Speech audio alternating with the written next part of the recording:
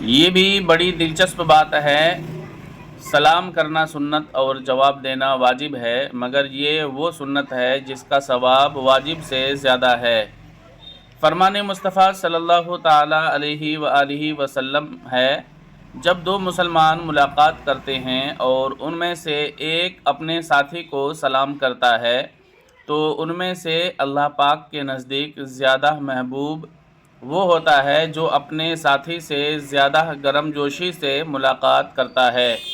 پھر جب وہ ہاتھ ملاتے ہیں تو ان پر 100 رحمتیں نازل ہوتی ہیں اور ان میں سے 90 رحمتیں سلام میں پہل کرنے والے کے لیے اور 10 ہاتھ ملانے والے کے لیے ہیں۔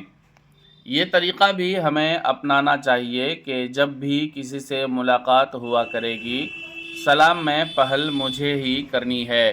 حدیث پاک میں ہے، اللہ تبارک و تعالیٰ کا زیادہ مقرب وہ ہے جو سلام میں پہل کرتا ہے۔